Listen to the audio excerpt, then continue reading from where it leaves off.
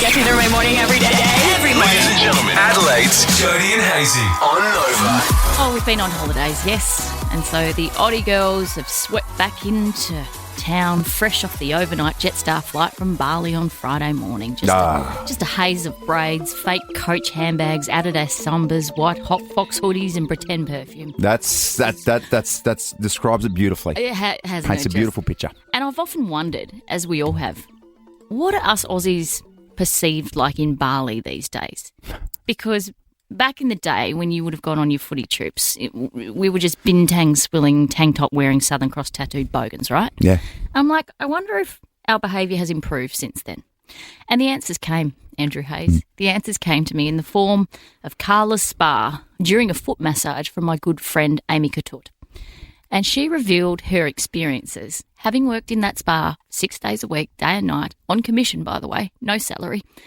And she revealed 80% of Australians are great, around 20% not so much. No, Not that so obnoxious type that we all hope that we're not. And then she launched into all the other countries who behave badly, which was super interesting. And I won't reveal the names of the countries that behave badly, but she said the worst one was the country who are embroiled in a war with Ukraine at the moment. She said they're the rudest. What, Russia? Yeah. Really? Yeah, Russians. Okay. And the loudest, and she goes, because I like shh, no talkies. She said the loudest were people from the country ruled by Donald Trump. No surprises there. That is USA.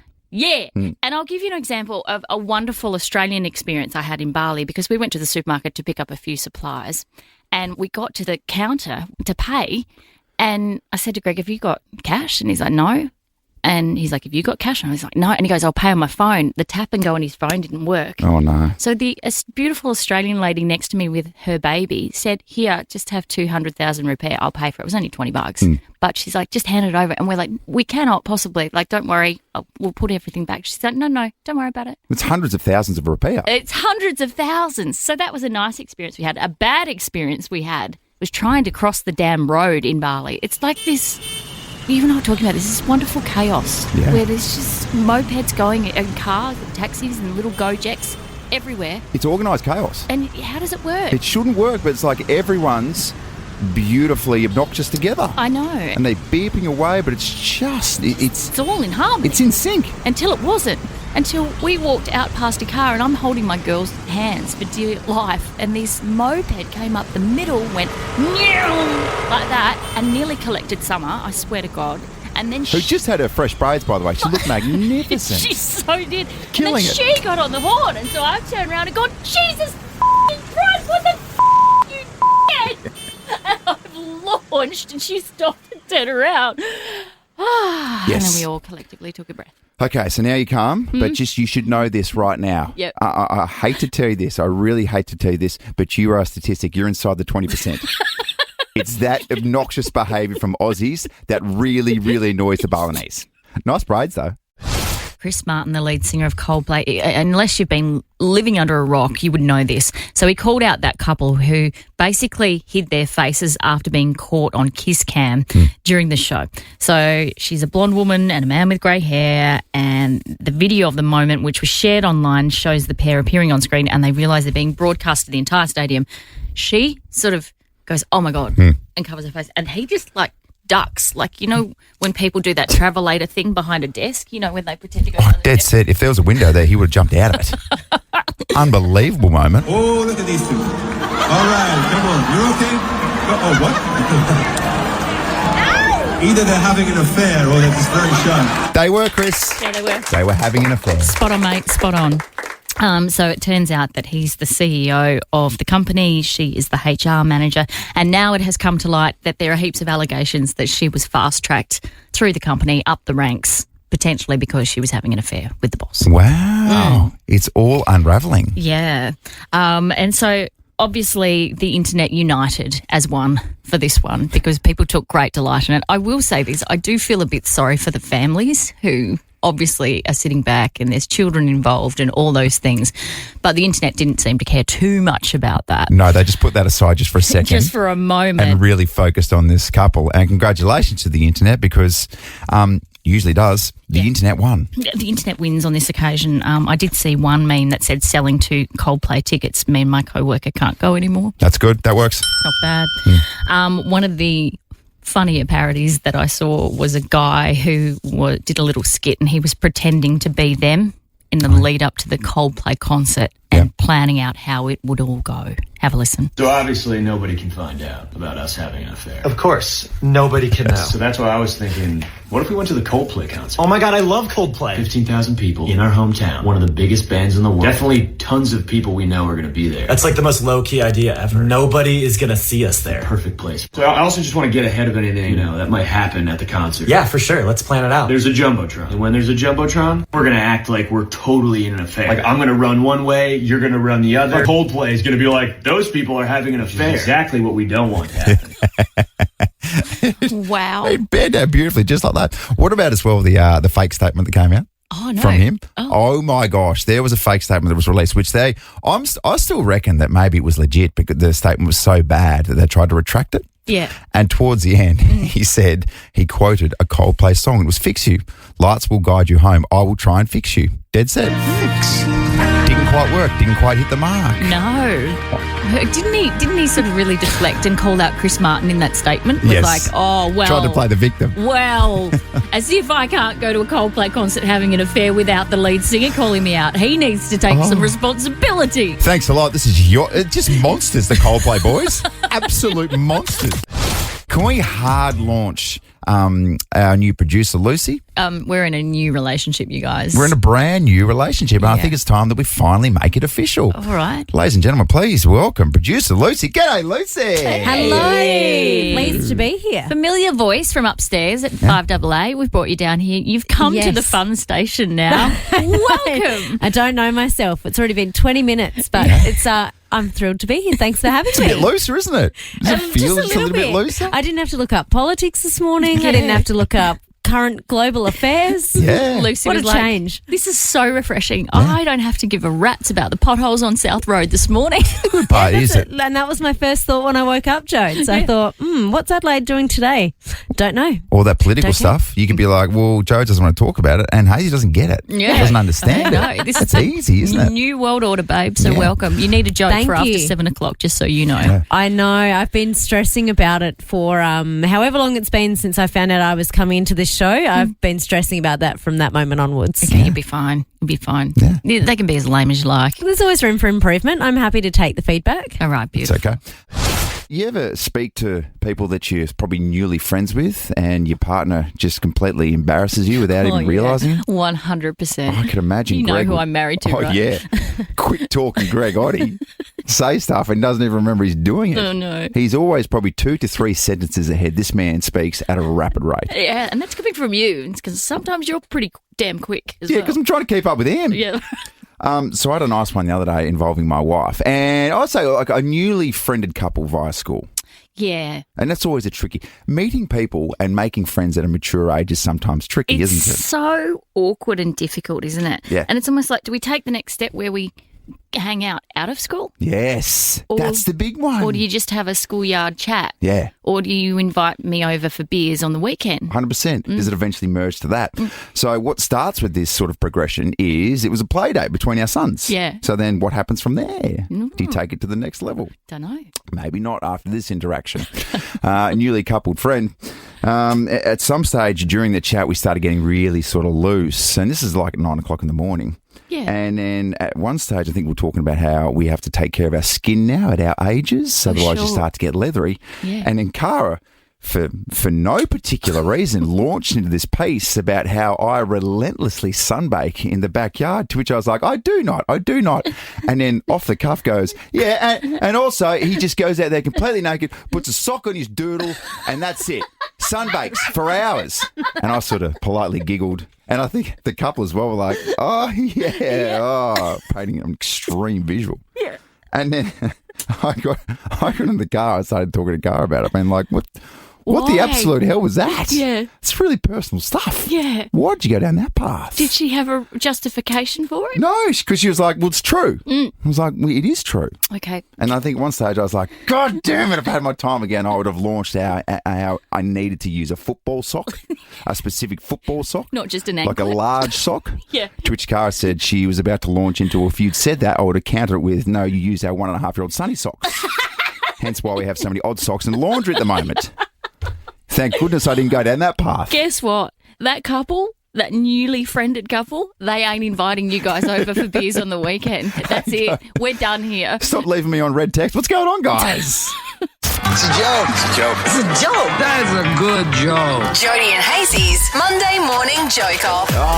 We're going to hard launch Lucy into this. Yes, we are. Producer Lucy straight up to the hot mic for a joke. Oh my gosh, she's sweating too. Yeah, It's Lucy. not hot in here. Why are you sweating so Lucy, much? welcome to the show. Make us laugh immediately. Good right? morning. Oh, the pressure is huge. Big buddy. Big buddy. Okay, I'll try. Here we go, All right, here we do you go. want to go first?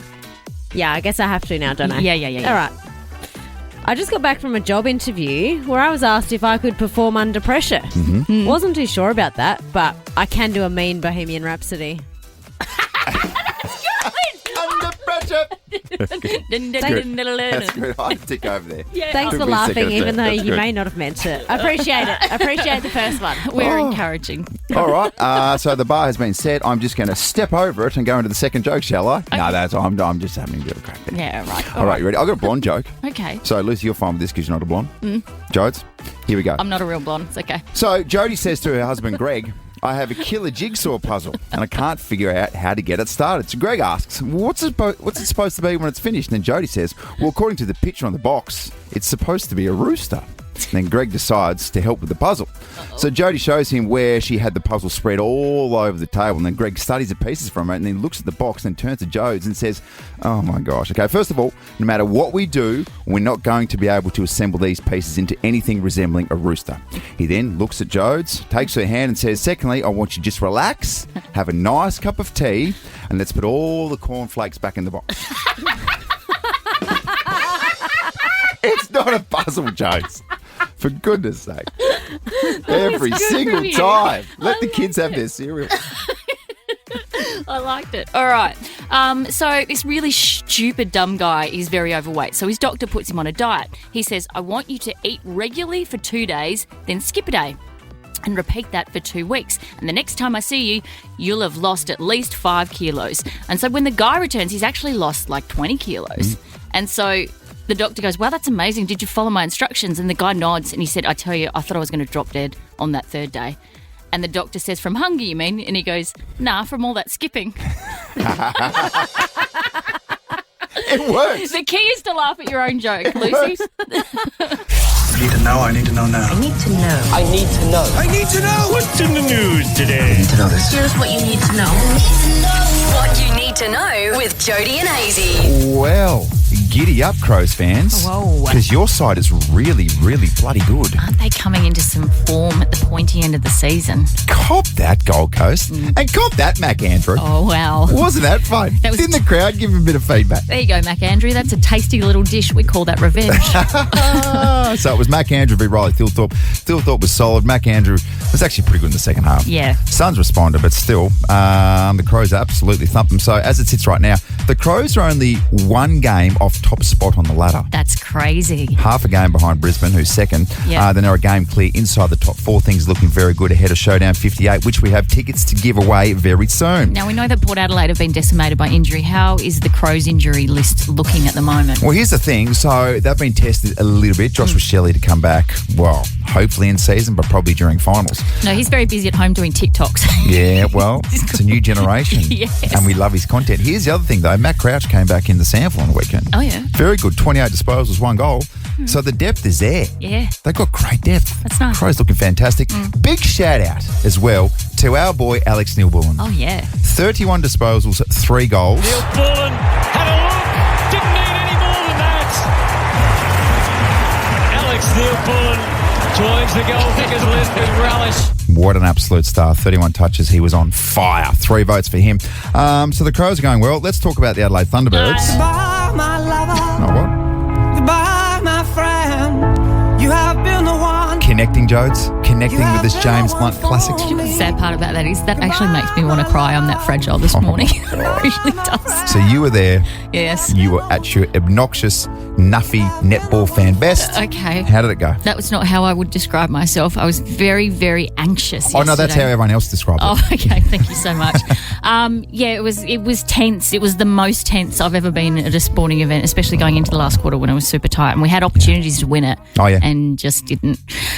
So there was a bit of chatter post-game about the crowds. So some of the commentators called it a bit flat. Like, I called BS on that. It was going off. It was just a sea of pink. And then in the last quarter, the atmosphere was unbelievable. And then a lot of Vixen supporters saying that the T-Birds were sore losers because we were booing a little bit.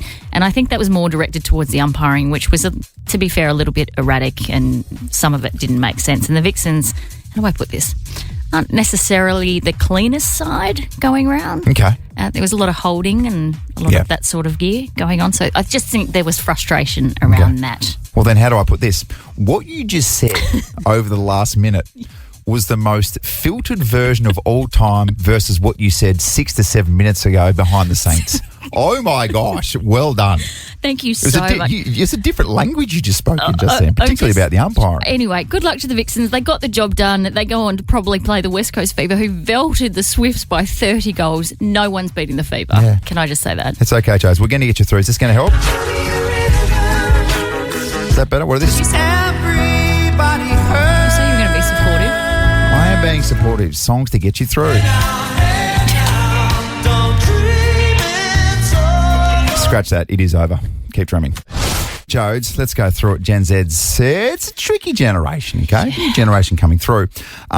Take us through what is now perceived to be an old age on behalf of Gen Z's. Okay, well, just a heads up here, it's quite insulting. Okay. So a survey which polled 2,000 Gen Zs and young millennials asked when old age begins, and the results were pretty eye-opening. Okay. Drum roll, please. Here we go.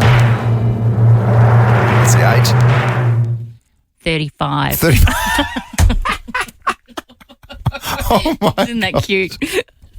Oh, my gosh. Oh, 35. So 35. Do you know what, though? To be honest, when I was 18, 17, 18, I used to look at people when they were 30 and be like, oh, my gosh. You're so old. You're so old. Yeah. You're so very old. I think it's changed over the journey, though. Well, then you probably can't blame, if we thought that, you probably can't blame Gen Z for thinking that either, can we? No, probably not. So 35, oh, my God, you're a spring chicken. Life's just beginning. Yeah. That's what they say. Doesn't life begin when you're in 40s? Life kicks in when you're 40, I reckon. Some people in their 40s made that saying up, didn't they? Yeah, we did. Yeah, just to make ourselves feel better about being 40. That's fine. That's okay. 35, what are you supposed to be doing? You're supposed to have a legitimate career. You're supposed to have, potentially kids, all those types of things. They're the stereotypes. I think it's different now, though. Well, the perception, they say, might be linked to their strong focus on youth trends and appearance in the fast-paced digital world of social media, etc., etc. Ah, There's an awful lot of pressure on these kids surrounding the way they look and appearance now. So they must look at people like us and go, Jesus Christ, what happened to you? Yeah. Why is your neck all wrinkly? Where did it all go? Well, what's going on, leather neck? I'll give you the hot tip as well. If you're 35 and you're on social media and you're doing TikTok trends and maybe you're doing that dance that Charlie XX does for her summer tour, then yes, you deserve all the criticism. You deserve to be old. 100%. Seriously. Oh, it's okay. Move on. What is TikTok, by the way?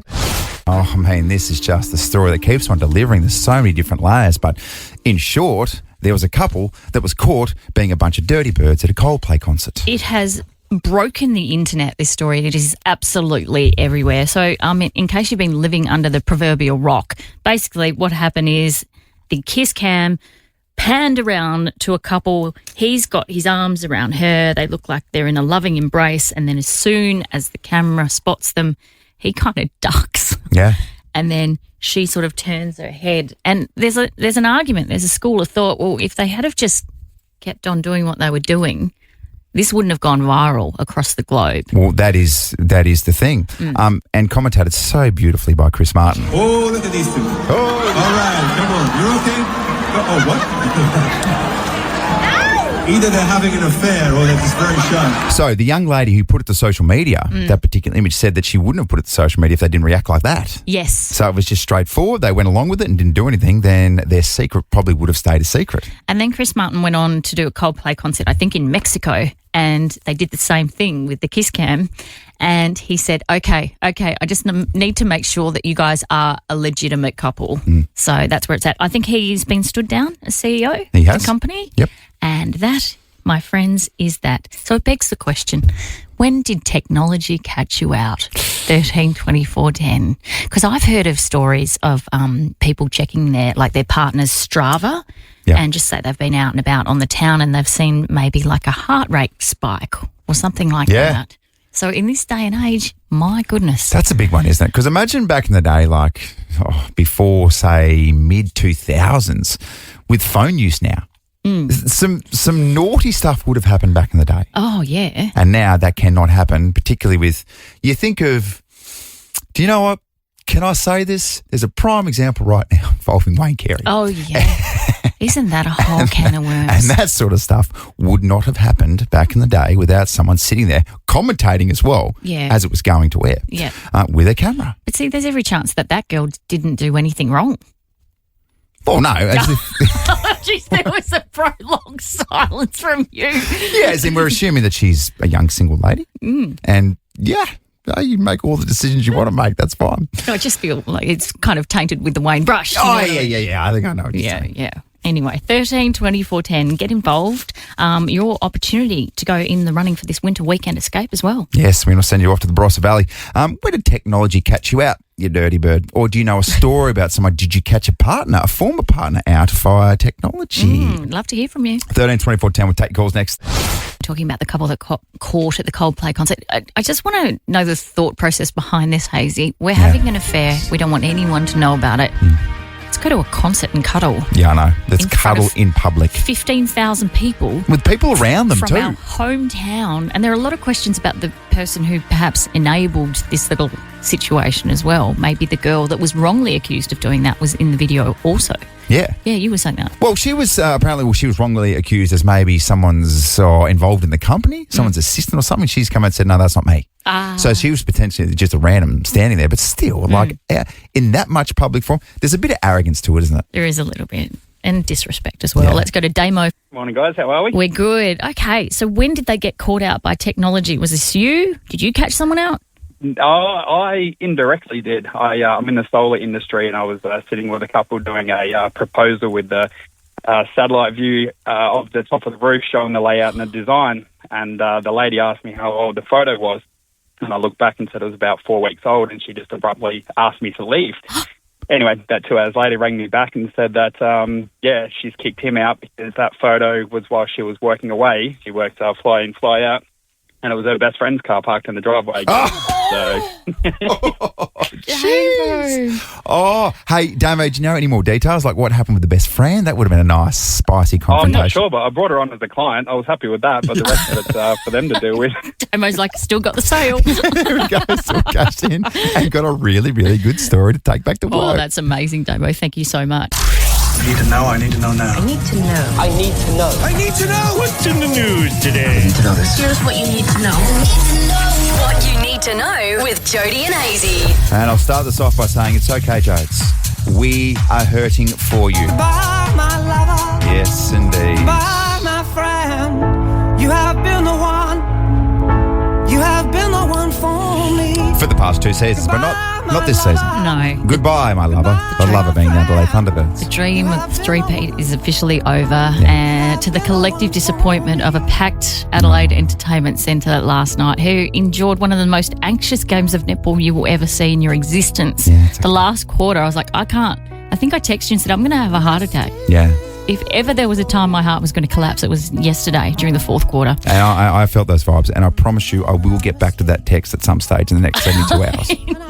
Okay? I could have been dead by now, for all you know. You haven't even replied. Well, your soul died a little bit last night, It really did. So Melbourne Vixens got home by a couple of goals in the end. We really did have the chance to win it, but just couldn't quite get the job done. The Vixens now go on to play the Swifts, who got belted in Perth by the Fever. The Fever, oh my gosh, it's theirs to lose the premiership this year. Yeah. They're a very good side. Well, if we were to have an open and honest conversation about the umpiring, how would you describe it from yesterday's Well, result? I don't want to sound like a sore loser because the Vixens did a very good job. The Vixens are also one of the rougher sides in the competition, I will say that. Oh. And the umpires perhaps could have picked up on it a much more. What are you saying? I'm not saying anything, and don't try and goad me into sounding... Are you saying the umpiring was terrible? No, I didn't. Are you saying it was shocking? I didn't say that. Are you saying that it cost the Adelaide Thunderbirds an historic three-peat? I didn't say any of that. These are all your words, man. Oh, right. And all my words off it. I guess who's not disagreeing?